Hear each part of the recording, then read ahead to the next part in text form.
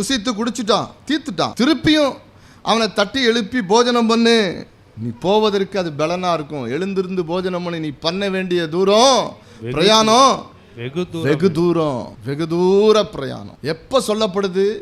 எலியா வாழ்க்கை முடிஞ்சிருச்சு, எசபேல் தன்னை கொன்றுவா, பயம் இருதயத்தை கவ்வி பிடித்து கொண்டது, சோர்வு மேலே சூழ்ந்து கொண்டது. அப்ப கர்த்தர் சொல்லுகிறார், நீ பண்ண வேண்டிய தூரம் பிரயாணம் வெகு தூரம்.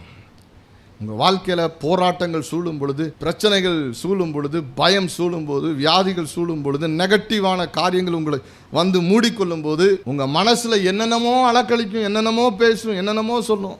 அதுக்கு தகுந்த மாதிரி எவனாவது ஒருத்தன் சொல்லுவான், நான் இப்படி ஒரு சொப்பனம் பார்த்தேன், நீ செத்து போகிற மாதிரியே சொப்பனம் பார்த்தேன், உன் ஆயுசு முடிஞ்சிரும் போல இருக்க அப்படின்வான். நல்லா கவனிங்க. இப்படிலாம் உங்கள் இருதயம் நிறைய அந்த மாதிரி ஒரு நெகட்டிவ் சிச்சுவேஷன்ஸில் பயமும் சோர்வும் இருக்கும்பொழுது தத்தளித்து திடனற்று இருக்கும்.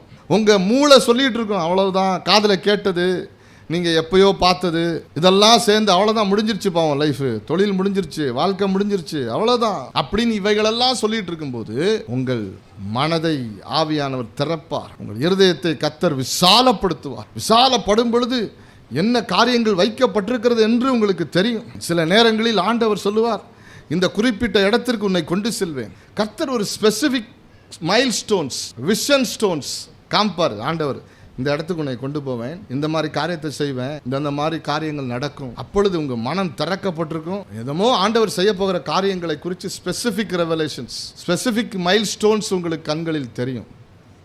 ஆமென்.